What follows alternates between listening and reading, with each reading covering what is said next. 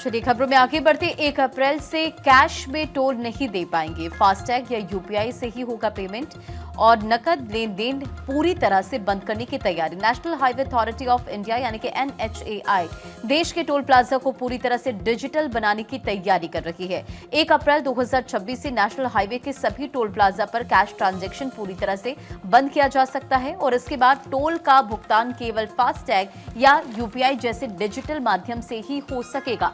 NHAI का उद्देश्य है टोल ऑपरेशंस को ज्यादा पारदर्शी और सही बनाना है और अभी देश के 1150 से ज्यादा टोल प्लाजा पर इलेक्ट्रॉनिक टोल कलेक्शन सिस्टम लागू है। तो 1 अप्रैल से कैश में टोल नहीं दे पाएंगे, फास्टैग या यूपीआई से ही पेमेंट हो सकेगा। नकद लेन देन को पूरी तरह से बंद करने की जो तैयारी है वो की जा रही है और national highway authority of India देश के टोल प्लाजा को पूरी तरह से डिजिटल बनाने की तैयारी कर रही है और 1 अप्रैल 2026 से नेशनल हाईवे के सभी टोल प्लाजा पर कैश ट्रांजैक्शन को पूरी तरह से बंद किया जा सकता है और इसके बाद टोल का जो भुगतान है या तो आप केवल फास्टैग से कर पाएंगे या यूपीआई जैसे जो डिजिटल माध्यम होंगे उससे ही हो पाएगा। NHAI का ये उद्देश्य है कि टोल ऑपरेशन जो है उसे ज्यादा पारदर्शी बनाएं, सही बनाएं, ये इसके जरिए करने की कोशिश है।